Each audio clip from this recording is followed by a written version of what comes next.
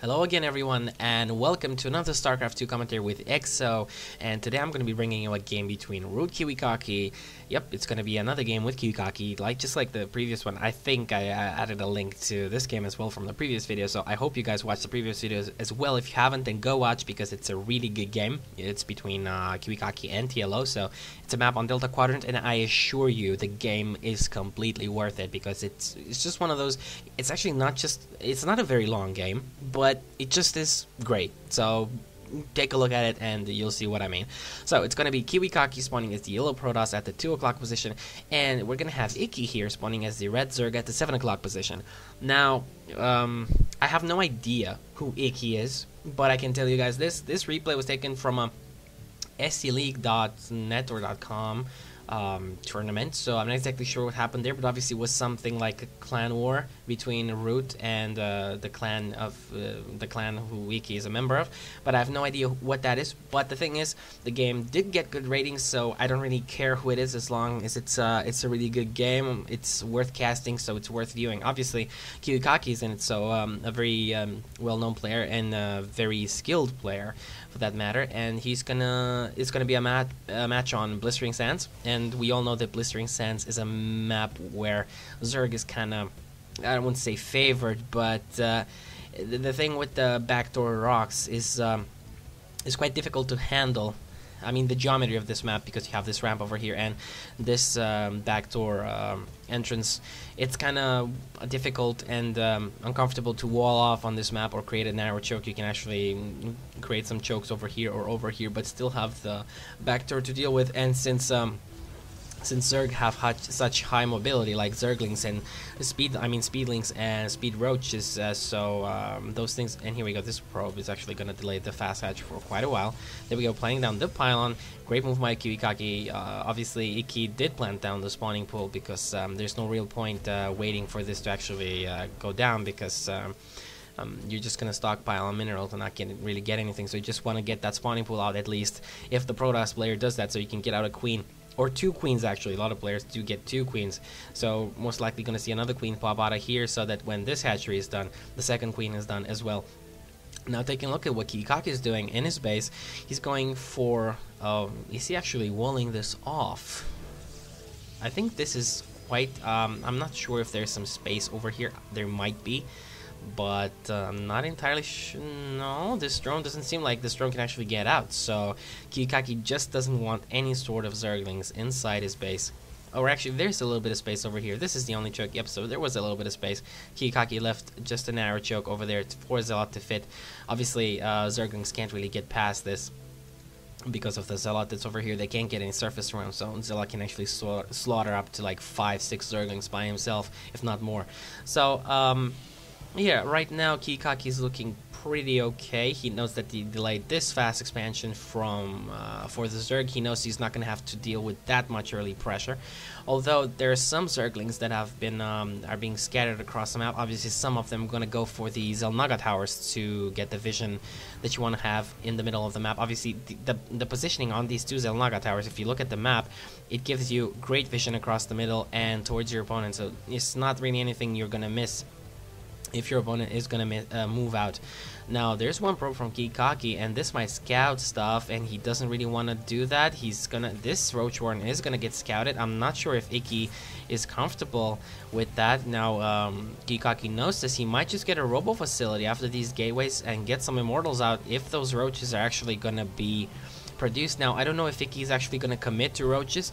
Obviously, a lot of high-end players like to do so-called covert tech switches. Like you want your opponent to scout, let's say, Hydra Den or a Roach Warden, but you're gonna switch to Mutas, or if you go Roaches, you're gonna switch to Hydras, and stuff like that, or Hydras Speedlings, or Speedlings Infestors, or whatever, So it's really a mind game, mainly in the high-end brackets, in the high-end gameplay. It's a lot of mind games, like you're going to want to make your opponent think that you're doing this, but you're doing that, and so forth. And it's a lot of hide and seek. Actually, it's being very stealthy, not just with what you're doing, the way you're attacking, but the tech paths that you're choosing.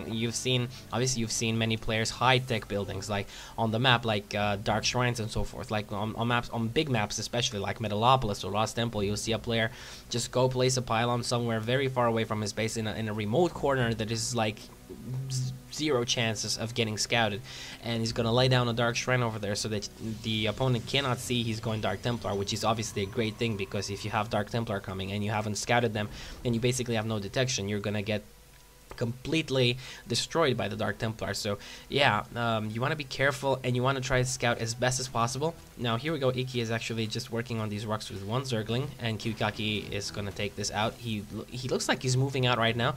Let's see if he's going to be able to actually do some damage. Thing is, there's no Immortals out yet because there's no Robo Facility. No Robo Facility indeed, but he's just going to try making a push with this. I'm not sure if it's going to work.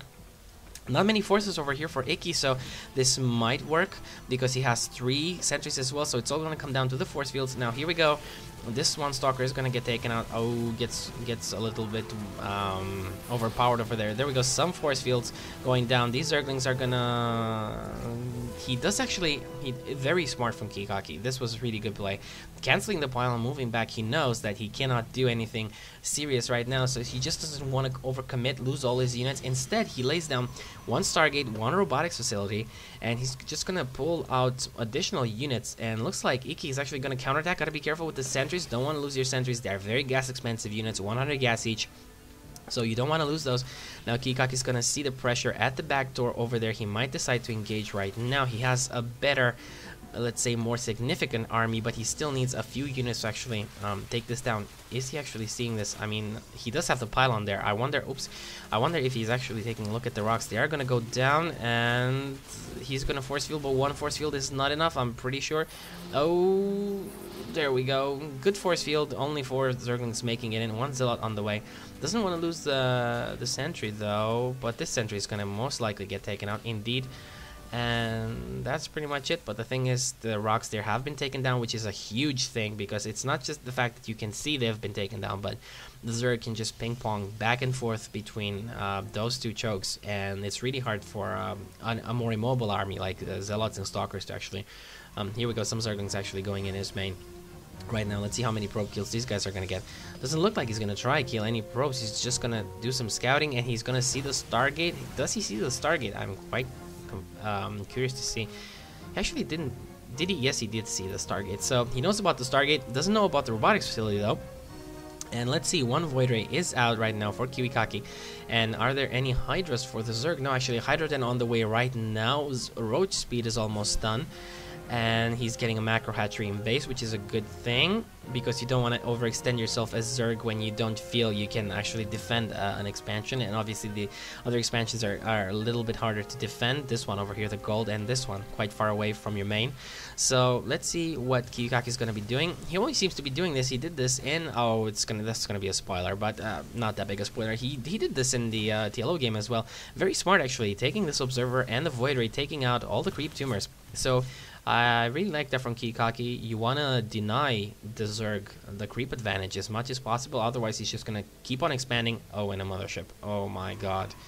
And we have a mothership on the way. Obviously, a fleet beacon has been laid down somewhere, and it did finish in the meantime. Where's the fleet beacon? Here it is. And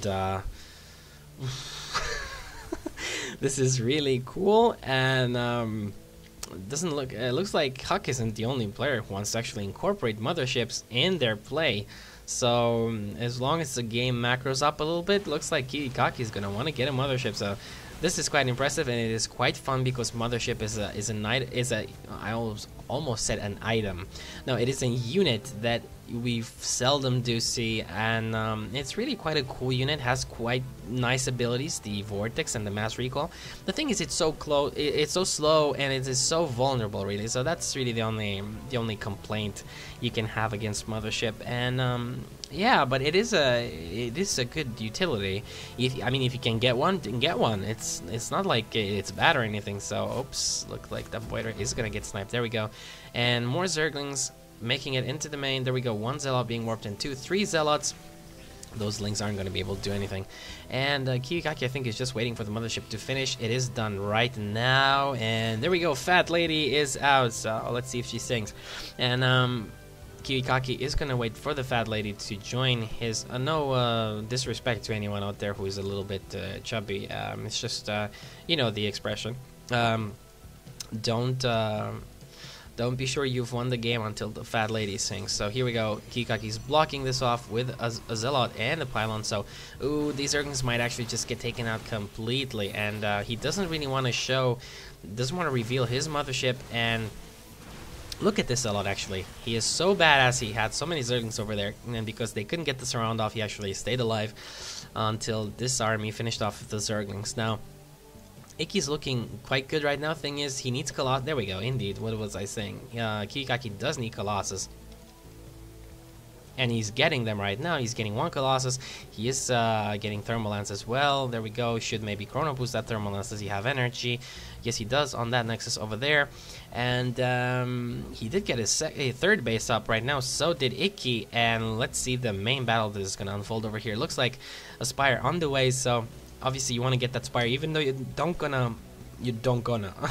want to get that Spire, even if you're not gonna go for Corruptors, because you want the Mutalisk. I mean, because you want the Corruptors for the Colossus. Oh, and a lot of forces actually making it through there, but there's no Overseer whatsoever here. He needs to move his mothership. And he's losing a lot of forces. Why is he not moving the mothership forward? There's no detection here whatsoever, and a little bit of... I have no idea what to call this, actually. A little bit of slip-ups over there from Kiwikaki. Looks like he's going to be moving across right now. Two Overseers being morphed by the Protoss. By the Zerg. Whoa, that would be impressive. If Protoss could actually morph in Overseers. You have to excuse me a little bit. It's quite late. It's like 4 a.m. I'm a little bit tired. But nonetheless, this is a great game. And I have no idea what... Is he going to try Mass Recall? This is really smart, actually. He's going to keep this mothership here. He's going to attack with the rest of his forces. And in case something bad happens, I think he's just going to Mass Recall after... I think he's going to snipe this down and then Mass Recall. Let's see if this happens. And is there any Overseer here? No. Actually, no Overseer. And the mothership is in defense, and this is putting Ikki completely off balance, because obviously, oh, he's gonna go for this, but there's a lot of cannons here. And let's see, is he gonna do any Mass Recall with the mothership down here? I think he should. I think he should consider. There we go, one Mass Recall, but this is in the main. I maybe should have done this Mass Recall somewhere over here, but great arc by the Protoss forces. There's... oh, there we go. Colossus abusing the high ground. There's 3 Overseers actually here. He's gonna have to try and snipe these Overseers, but I don't know if he's gonna be able to do it. That's a lot. That's a lot of Colossus though. Only two. Yep, only 2 Colossus actually. So not a lot of Colossus, but they will help greatly with defense over here. By the way, this is a really great game again. So just like the previous one against TLO, Kiwikaki is pulling off a really cool game over here for you guys to watch. Hope you guys liking this, because I really am. Here we go. Kiwikaki is pulling off some additional shots, and obviously those Colossus doing a lot of AoE damage. Some Corruptors are out right now, so those Corruptors are going to focus down the mothership or the Colossus. He needs more Colossus, so it's very important he gets additional Colossus out. He did lose his Nexus here, which is a pretty important blow to Kiwikaki, but there we go. He's setting up a lot of additional defenses, and these probes are doing some long distance mining for now. He's warping in more Stalkers. Another Colossus is out, so that brings the Colossus count up to 3. The Zerg is expanding to a 4th, so that's really something he needs to do in this case. He did take down the this expansion over there, and let's see what Kiwikaki is gonna do. Is he actually gonna try and commit to something? Right now he needs to make something happen at least, because he doesn't want to let the Zerg actually sit on 4 bases comfortably without actually putting the pressure on. And this Nexus is going to be done soon. Let's see what's going to happen over here. And this is a lot of roaches, and there we go. The Overseers are in. He needs to focus fire on the Overseers somehow, but the mothership is going to get taken out. Oh, but great Vortex over there. And he's now going to focus everything down. Great Vortex and unit control from Kiwikaki. And 3 Colossus are right now. Is there 4th? There we go, 4th Colossus. And all these units are going to be stacked. Once they come out, the Colossus are going to do a lot of damage. There we go, melting everything. Colossus are doing so much damage. A lot of Corruptors though, but you can't really do anything as long as you have so many Stalkers. And this is such a great unit composition from Kiwikaki. Colossus, Stalkers, and a mothership, and that Vortex is really just worth all the money.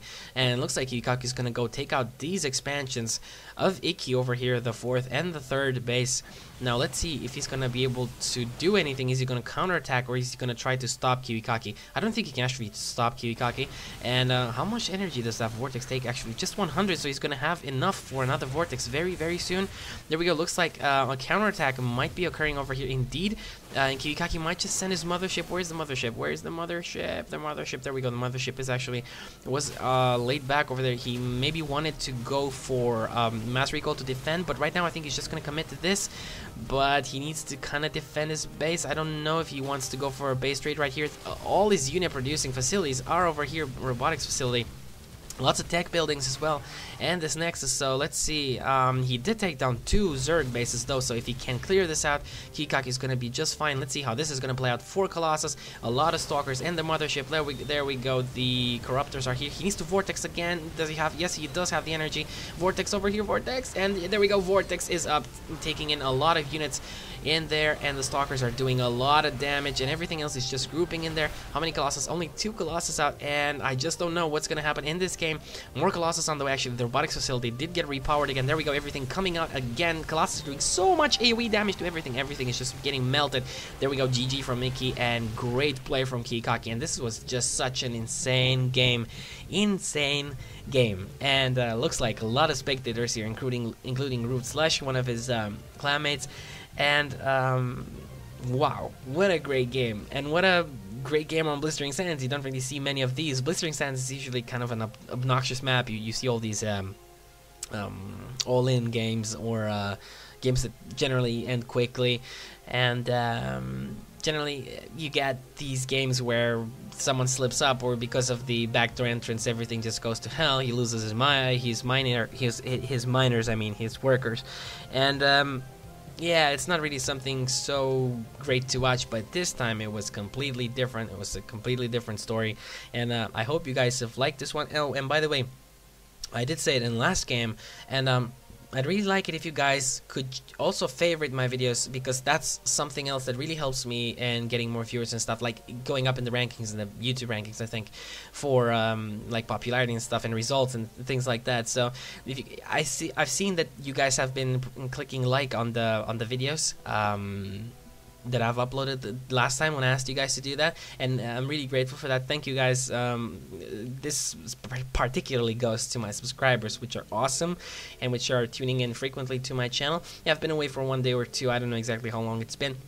I've been a little busy, but here we go. I've got these 2 great games of Kiwikaki versus TLO, and this one versus Ikki. I hope you guys enjoyed them, and I hope you guys press the favorite button on your screens, and thus helping me hopefully get a little bit of impulse into getting more viewers. Anyways, guys, this game was really great, so I think I've talked enough. Yeah, I'm boring you guys already. So I'll be expecting you next time for more Imba games like this one, I hope. And what can I say? Keep practicing, keep playing StarCraft. It's a cool game, but don't play too much, because then you become something else. And I'm not gonna say what, but you're gonna have to guess. And yeah, that's it. And EXO signing out. Stay tuned for more videos.